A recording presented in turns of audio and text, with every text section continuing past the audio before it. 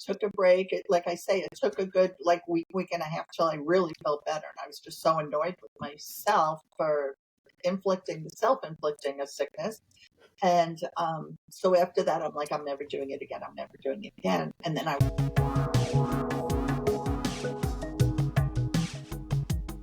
Hey there, this is Dr. Gary Pepper, and we're here at Metabolism 123, and we're going to be talking again about one of our favorite topics, and that is losing weight with the new GLP-1 medications. In this case, Ozempic seems to be the most popular. And we're fortunate to have someone with us, Ellen, who has had an adventure with her medication, and I thought it would be really important for her to share with us because it's hard to tell from what I'm hearing in the social media exactly whether or not people are having issues or whether they're not. And I know with the recent special that Oprah had, it seemed like people taking Ozempic were just having a wonderful time and that it was all a breeze. But having been a physician for 40 years and treating lots of people with medications like this, I can tell you that hasn't exactly been the way I saw it. So I'm fortunate, as I said, for us to have with us Ellen. So how you doing today, Ellen? Dr. Pepper, today I am doing great because actually I stopped the Ozempic because I had some problems. So right now, today, I'm doing fabulous. A few weeks ago, not so good. Well, I know you had told me briefly that you had tried different weight loss approaches in the past. What exactly was that? Can you share with us on that? Yeah, I'm happy to. I've been on Weight Watchers probably like 4 different times. I stopped. I always did the Weight Watchers where I went to the meetings because I heard that was the most beneficial. I tried that. I would lose weight for a little while and then it almost made my brain think about food more than ever because I was constantly thinking, what am I going to eat next? What am I going to eat? What could it be? How many points is it? It actually, right, I think, made whatever was going on in my head worse. I try to eat clean and I try to eat more organic and natural food. And I felt like on Weight Watchers, a lot of the things they were suggesting had a lot of like artificial sugars and just things that I didn't think were really healthy, even though it would help you lose weight. So that kind of wasn't great either, but I was kind of desperate to lose weight, so I did it.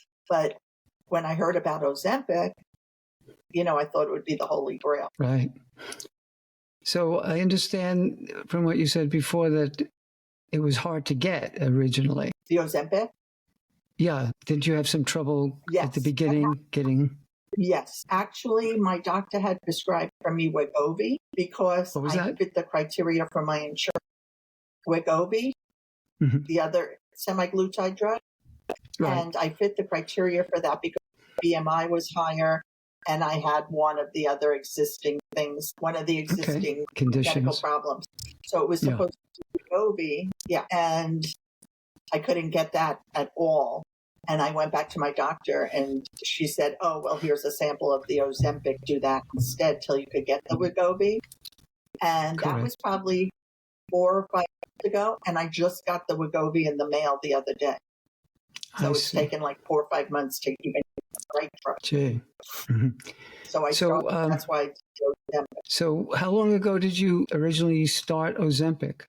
I'd say it's probably been around 2 months now, but I only stayed on it for a week and a half. So because I had problems. Can you tell us about the problems that you were having? I started taking it. It was the very low dose. And I took it for a week and I was fine. I didn't really feel less hungry, but I didn't have any side effects. The next week I started again at 0.25. I was totally fine. And then one night I just went out to dinner, but all I had was like 3 teaspoons of soup. And next thing you know, I was so nauseous that it sounds horrible, but I was vomiting at the restaurant, at the table, like I couldn't even, I would not have made it outside. Whoa. From there, we went home. I'm glad I wasn't on a first date, so that was good. We went home. It was like the worst bout of nausea I ever had and vomiting. And I went home, and that continued for like 2 or 3 more days. Wow. And I was so weak and still so nauseous for about a week. And like I looked a week in my life, and just be in bed, be so sick. And one thing about the Ozempic is because you take it as, you know this, but like you take it as a shot once a week. So what my doctor explained to me is if you're going to have a problem, it doesn't just end 1, 2, 3 because the medicine's still in you for a very long time. So that was kind of scary. And after that, I just said, I'm done. I'm not going to waste more time of my life being sick for something I inflicted on myself, even though I want to lose weight. So, did you have any stomach pain, or was it just nausea and vomiting? Nausea and vomiting, but like from the Exodus. The Exorcist. Right. It was like Exorcist. The Exodus was what was happening. I did lose weight though, but yeah, I can imagine. Not the way. Okay, so then you took a break, and then tell us more. What happened after that? Took a break. Like I say, it took a good week and a half till I really felt better, and I was just so annoyed with myself for self-inflicting a sickness. And so after that, I'm like, I'm never doing it again. I'm never doing it again. And then I was talking to a friend of mine who is a physician, and we were out to dinner. I was telling him what happened. He goes, well, if you want to try the Rybelsus, right? Rybelsus, yeah. One thing that it's semaglutide, it's just in another form, and it's a pill that you take once a day in the morning. Mm-hmm. And it kind of intrigued me because I thought if I do get sick from it, at least it will be out of my system a lot quicker, as opposed to a shot that lasts a week if you have a problem.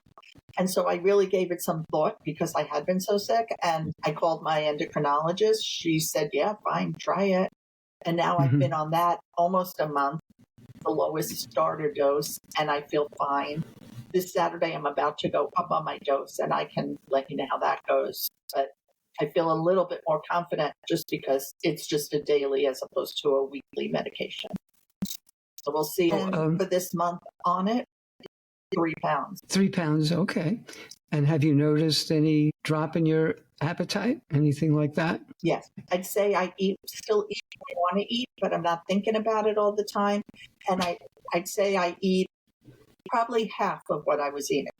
Oh, really? Okay. Half the amount. Do you find that the medicine is a little tricky, though, the way you have to take it? Because the way Rybelsus works is it has to be absorbed from the lining of your stomach. And if it's not touching, if the pill literally is not in contact with your stomach lining, you're not going to absorb it. So I know in my past experience prescribing it, people did find it a little difficult. How about you? Not yet. What I do is I leave it on the side of my bed because what I was told is take it with a sip of water and then don't have anything else to eat or drink for 30 minutes. So I've kind of made a routine where I put my bed with water. I get up, I do that, then I take a shower, get ready for my day, and then by then I can have coffee, eat, drink, whatever I want. I see. So it's not really a big deal. That's good. And what do you think about the issue of when people go off these medications, they regain the weight? Does that concern you at all? Honestly, no. And I'll tell you why. I'm on medicine for cholesterol, and that was one of my other things why I was able to get the Wegovy. If I went off that, I know my cholesterol would get high again. So I look at it like so many medicines that if you go off, you're going to get your symptoms back. And I feel like from my understanding now, scientifically, I do think a lot of the weight is, there is really something, it is like an illness or a problem in the brain that some people have, some don't. So no, I'm really not concerned because I take asthma medicine. If I didn't take my asthma medicine, my asthma would definitely return. So I just kind of look at it like that. And if it could help my cholesterol because I've lost weight, I feel like that's maybe I could go off that and stay on this, or we'll see. Well, it's definitely a good thing to lose weight if you have high cholesterol or high blood pressure or high blood sugar, all those things definitely. And I think people just generally feel more energetic, let's say, when they're not as heavy. Would you say that has been part of your experience? And it's interesting because I've really been thinking about it because this whole weight loss thing is so on my mind. I have a little granddaughter who weighs like 25 pounds. And when I carry her, I get so, like, by the end of the day, I'm like, I just need to lie down. I'm exhausted. And I think I'm carrying probably 25 extra pounds on top of that. And then when I put her down, it feels so good. And I equate that to, if I wasn't myself carrying 25 pounds, how much better I'd feel. Have So you it definitely makes a difference. Incorporated any other things into your routine, like exercise, for example? Yes. That might help keep the weight off once, let's say you just decide to take a break from it. These other lifestyle routines could help prevent that weight regain. So my concern from a physician's point of view is obviously we don't want people to just depend on a pill for whatever reason. If there's other ways, lifestyle ways that could help significantly, if you learn those techniques, it could really, help with preventing the regain of weight that could happen if, for whatever reason, side effects or cost, or you just get tired. Does that make sense? Dr. Pepper, part of the reason that I was so interested in trying a weight loss drug, even knowing that it's, has side effects and all that, is because I do Pilates 2 to 3 times a week. I walk a lot. I feel like I'm really a healthy eater. I'm not a snacker. Never have been. My husband and I, even when we go out to dinner these days, we don't even have dessert. And we certainly don't when I'm cooking, providing a meal. We don't eat dessert. Personally, myself, I'm not like I say, I don't snack. So I feel like I've done a lot of what needs to be done on my end and still was not happy with my weight. So yeah. I'm hoping maybe with this, I'm already doing a lot of walk. Maybe it'll give me that start again. I won't have to start again. Any advice that you would have for people who are thinking about going on Ozempic? Great question. Yes, I would say don't have unrealistic expectations. The people I know who've been on Ozempic and have lost weight, it goes off pretty slow. It's not like you do it and you lose 40 pounds in 10 days. Like you really have to make a commitment and stick with it.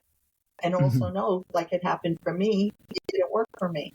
And that's okay too. Not everything works for everybody, but just have a realistic expectation of how fast the weight will come off and that it really may have side effects.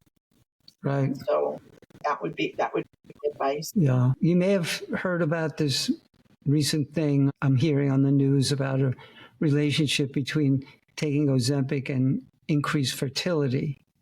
Did you catch that? So are you worried about that? No, I'm joking. For myself, I was going to say.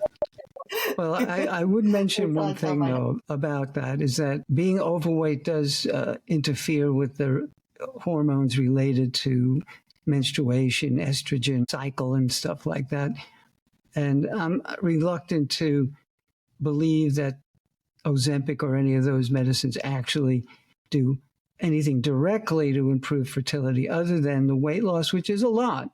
But what happens is, particularly with the interest that companies have in the extreme profits that are being made from these medications, and they want to attribute all kinds of miraculous benefits to the medication. So my comment today would be a word of warning. Don't believe everything you're being told. But the fact is that these medications, your appetite, they slow down the absorption of the food from your intestines. And that's great. I mean, that's working. But, some of the other, what would appear to me to be like sort of magical benefits, I'm not all in on that. And I'm just like, remain skeptical. And what scares me when I heard about the people being able to the fertility and helping fertility, what scared me the most when I heard that is not getting pregnant, but the fact we don't know this effect is what it's going to have on those babies that get born. Right. And that scares me. Yeah, you know, you're that taking is a a concern. drug that I'd be very concerned about that. And they're saying the babies are now fine, but we know in the past there's been problems with new medications and birth problems. So Yeah, that's when well, I heard that, I was like, ooh, anybody who would try to reassure the public that, well, babies are being born to Ozempic mothers, they seem fine. It's going to take a lot longer to prove that there's no real long-term effects that might show up later in life. So again, I have a that was strong my, sense of skepticism and caution, you know, me too. something to be Yeah. concerned about. I have a daughter. So Yeah, go ahead. 2 daughters of child age, and I would never think that they should go on Ozempic and try and have a baby. Like, Right. it's just too new. Right. Yeah. So, Ellen, this has been great. I'm so glad that you took the time to talk to me about this, and I hope that our listeners are, you know, gaining from your experience. And if possible, if we could catch up with you in a month or two and whatever, see if we have more information and you can share more about your experience and the ups and downs. I think that would be terrific. Is that, can I get you to sign the documents on that? Oh yeah, so I'm happy to do it, and I'm also very interested to see how I do too. But yes, I'd be happy to share it with you, and it's been a pleasure speaking with you. All right. Well, very good. Thanks a lot, and good luck with that. Thank you. Okay. Bye-bye. Bye now.